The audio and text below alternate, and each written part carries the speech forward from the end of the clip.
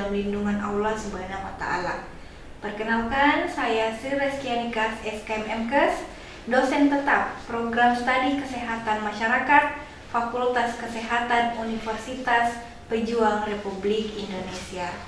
Saat ini saya dalam proses mengikuti sertifikasi dosen gelombang pertama yang diselenggarakan oleh Kementerian Pendidikan Tinggi, Sains dan Teknologi tahun 2025.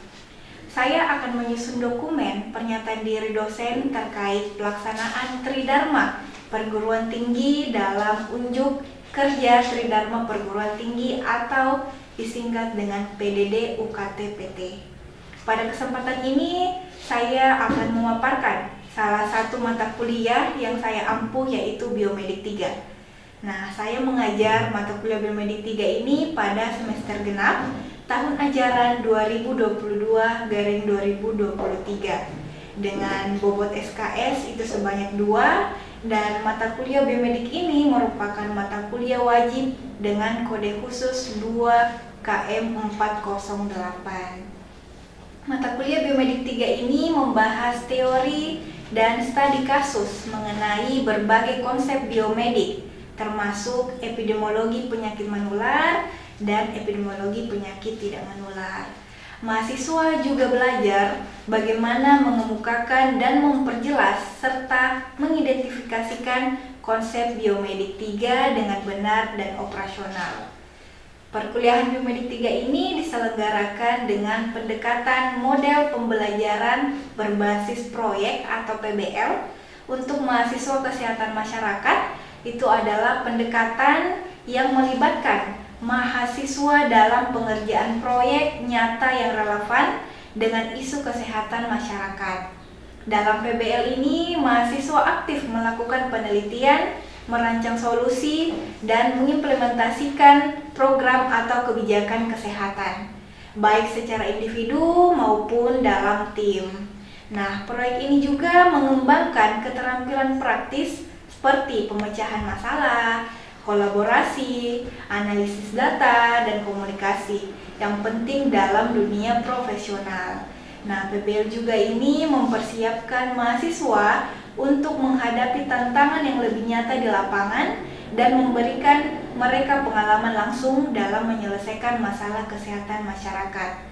Nah, meskipun demikian, tantangan seperti keterbatasan sumber daya dan manajemen waktu itu perlu diperhatikan dalam implementasinya.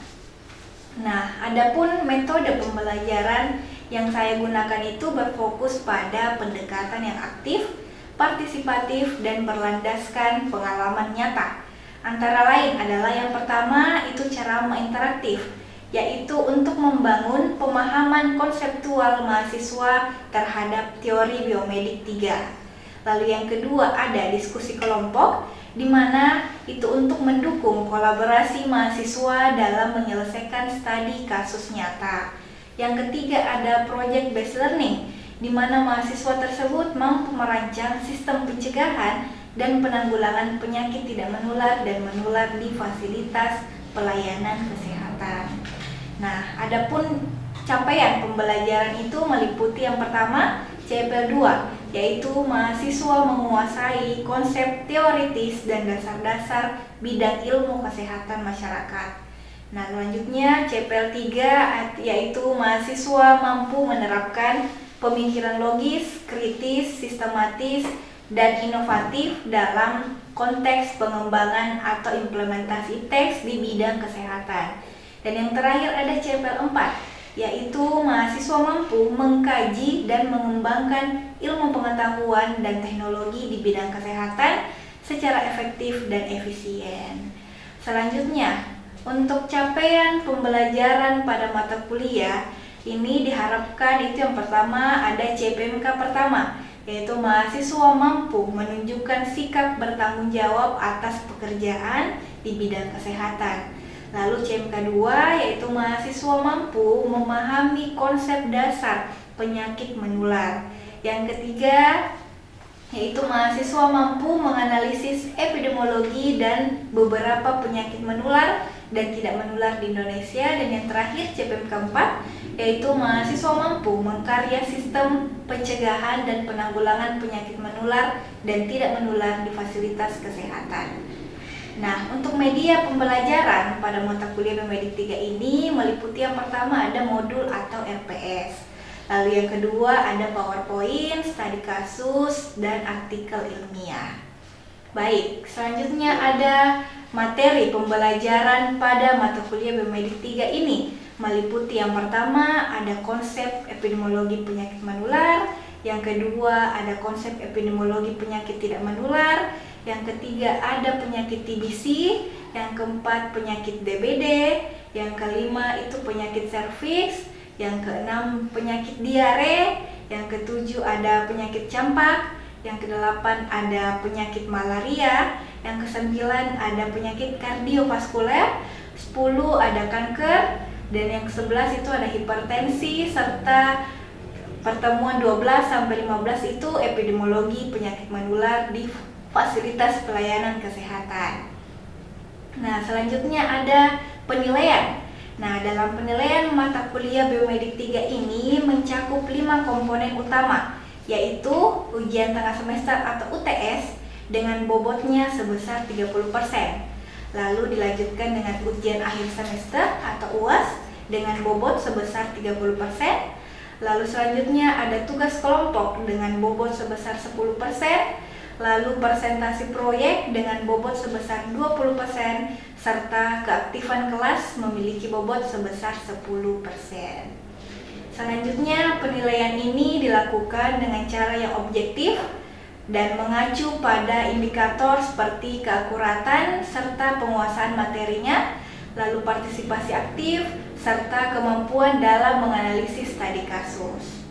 Nah, saya menggunakan rubrik penilaian yang terukur dan transparan, serta memberikan hasil evaluasi kepada mahasiswa sebagai bagian dari umpan balik untuk meningkatkan mutu pembelajaran. Nah, dengan pendekatan ini saya bertekad untuk menciptakan pengalaman belajar yang berpusat pada mahasiswa dan mempersiapkan lulusan yang dapat berpikir kritis, beradaptasi dengan perubahan, serta siap menghadapi tantangan di dunia kerja nyata dalam bidang kesehatan.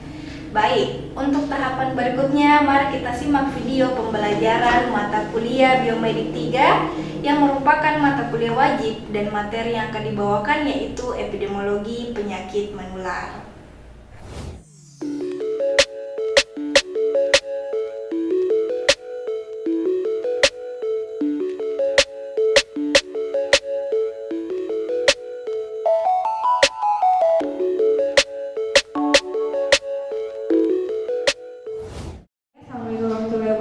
Dan selamat siang. Oke, puji syukur kehadirat Allah Subhanahu wa taala karena berkat rahmat dan limpahannya kita semua dapat hadir di ruangan ini yang sederhana dan sejuk pastinya. Nah, senang sekali hari ini kita bisa berjumpa di mata kuliah Biomedik 3. Nah, sebelum kita memulai mata kuliah kita ini, marilah kita berdoa sejenak menurut agama dan kepercayaan masing-masing. Berdoa dimulai. Amin. Selesai. Oke, terima kasih ya. Oke, Wiman, kabarnya hari ini? Baik. Alhamdulillah, kita semua diberi kesehatan. Nah, sebelum kita masuk di materi, kita absen dulu ya. Oke, yang pertama ada Aya Juliani, ada Rosna, Yusran, Elin, Meva, hadir Bu. Vinky, hadir Bu. Fauzi, hadir. Dias, hadir Bu. Oke, kita langsung ke materinya. Jadi hari ini kita membahas mengenai epidemiologi penyakit menular. Oke, di sini ada CPMK-nya, yaitu mahasiswa mampu memahami konsep dasar penyakit menular. Lalu ada sub CPMK-nya, yaitu mahasiswa mampu menjelaskan konsep epidemiologi penyakit menular. Mahasiswa mampu menjelaskan elemen dasar dalam epidemiologi penyakit menular. Yang ketiga, mahasiswa mampu menjelaskan cara penularan penyakit menular. Yang keempat, mahasiswa mampu menjelaskan konsep endemik, epidemi, pandemi. Lalu ada mahasiswa mampu menjelaskan pencegahan dan pengendalian penyakit menular. Lalu ada mahasiswa mampu menjelaskan peran epidemiologi. Nah, sebelum kita masuk ke poin selanjutnya, kan kemarin kita sudah belajar mengenai dasar epid ya. Oke, siapa yang bisa jelaskan sedikit? Dasar epidemiologi itu merupakan ilmu dasar dalam kesehatan masyarakat yang mempelajari tentang distribusi dan determinan penyakit serta masalah kesehatan di suatu populasi. Oke, bagus sekali. Dan penjelasan mengenai pengertiannya ya. Jadi epidemiologi itu adalah ilmu yang pelajari pola distribusi dan faktor-faktor yang mempengaruhi kesehatan masyarakat. Nah, dalam konteks epidemiologi penyakit menular ini kita mempelajari bagaimana penyakit itu seperti flu atau TBC itu menular dari satu individu ke individu yang lain. Di sini ada topik pembahasannya, yaitu yang pertama ada pengertian penyakit menular. Siapa yang bisa jelaskan dulu apa itu pengertian penyakit menular? Silakan. Siapa? Saya, Bu. Jadi epidemiologi penyakit menular itu adalah ilmu yang mempelajari pola penyebaran, faktor resiko, serta upaya pencegahan dan pengendalian penyakit yang dapat ditularkan dari satu individu ke individu yang lainnya. Oke, hal itu adalah penyakit yang disebabkan oleh agen infeksius seperti bakteri, virus, jamur, atau parasit yang dapat ditularkan dari satu individu ke individu yang lain secara langsung atau tidak langsung. Paham ya? Paham. Selanjutnya poin yang kedua yaitu cara penularan penyakit menular. Nah, di sini ada dua ya, penularan langsung dan penularan tidak langsung. Oke, kalau penularan langsung itu apa contohnya? Siapa yang bisa? Saya, Bu. Oke, silakan.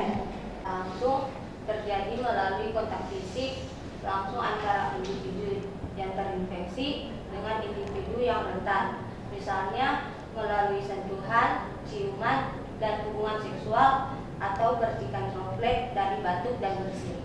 Poin selanjutnya yaitu ada konsep endemi, epidemi, dan pandemi. Jadi endemi ini adalah penyakit yang terus-menerus ada di suatu daerah. Lalu epidemi itu adalah peningkatan tajam kasus dalam waktu dan tempat tertentu. Lalu yang ketiga ada pandemi. Di sini pandemi itu adalah epidemi yang menyebar lintas negara atau benua. Nah, contoh dari penyakit endemi itu adalah malaria. Tahu malaria di Papua. Terus yang kedua itu epidemi. Contohnya itu adalah penyakit DBD misalnya. Itu kalau endemi tadi malaria. Terus kalau epidemi DBD. Kalau pandemi apa? COVID, ya, betul sekali. Pengendalian penyakit menular. Di sini ada 3. Yang pertama ada pencegahan primer, yang kedua pencegahan sekunder, lalu yang ketiga ada pencegahan tersier. Lalu ada penyuluhan, terus ada sanitasi dan hygiene, terus pengendalian vektornya. Lalu yang kedua pencegahan sekunder itu termasuk dengan deteksi dini dan screening. Screening tahu? Pernah dengar screening? Oke, jadi screening itu kita harus tahu dulu apa penyebab penyakit si A misalnya. Yang ketiga ada pencegahan tersier. Nah, pencegahan tersier ini terdiri dari rehabilitasi, rehab tahu ya? Rehab, terus pencegahan kecacatan, cacat toh jadi lebih mencegah daripada mengobati, itu slogan tak toh? Kesehatan. Terus bisa juga dengan pengendalian komplikasi. Selanjutnya, terakhir ini ya, peran epidemiologi. Nah, peran epidemiologi ini ada 4. Yang pertama itu menganalisis penyebab dan cara penularannya. Lalu yang kedua merancang intervensi yang efektif. Yang ketiga menentukan siapa yang paling berisiko. Dan yang terakhir itu mengendalikan dan mencegah wabah lebih luas. Jadi inilah 4 peran epidemiologi. Oke, sampai di sini ada yang mau ditanyakan? Saya Bu mau bertanya atas nama Pak Nur Fosik. Ya, Pertanyaan saya adalah bisa diulang Bu pertanyaan tadi tentang segitiga epidemiologi. Apa yang dimaksud dengan segitiga epidemiologi dan bagaimana ketiga elemennya saling berhubungan dalam proses proses terjadinya penyakit menular. Ya, silakan. Perkenalkan, nama saya Elin. Saya mau bertanya, saya masih agak bingung Bu soal istilah endemi, epidemi, dan pandemi. Boleh dijelaskan perbedaannya dan kalau bisa sekalian diberikan contoh biar saya lebih mudah untuk memahami. Oke, tadi bagus sekali ya pertanyaan dari Fauzi ya. Terkait segitiga epidemiologi. Nah, segitiga epidemiologi itu terdiri dari 3. Ada agent, ada penjamu, dan lingkungan. Nah, ketiga-tiganya ini harus saling berinteraksi satu sama lain karena di sini kita bisa tahu penyebabnya suatu penyakit itu seperti apa. Jadi harus kita tahu dulu hostnya apa, penjamunya, lalu agennya dan lingkungannya. Pertanyaan yang kedua tadi dari Elin, ya, terkait istilah endemi, epidemi, dan pandemi. Oke, jadi sekali lagi saya ulang, endemi itu adalah penyakit yang menetap di suatu daerah. Jadi contohnya itu malaria karena di situ saja di Papua, toh malaria. Terus selanjutnya ada pandemi. Nah, pandemi ini itu secara luas menyebar dan melebar. Contohnya itu COVID-19 ya, tahu ya. Terus yang terakhir itu ada epidemi. Nah, epidemi ini ada lonjakan kasus yang lebih tinggi dari biasanya di suatu tempat dan waktu tertentu. Contohnya ya seperti wabah DBD. Itulah 3 tadi, endemi, epidemi, dan pandemi. Oke, mengerti? Oke, jadi mata kuliah terkait epidemiologi penyakit menular sudah selesai. Nah, yang terakhir siapa yang bisa memberikan kesimpulan apa yang kita pelajari hari ini? Silakan, siapa? Perkenalkan, nama saya Dias Bu. Yang dapat saya simpulkan itu epidemiologi penyakit menular mempelajari tentang penyebaran, faktor risiko, dan upaya pengendalian penyakit yang dapat menular antar individu dalam suatu populasi.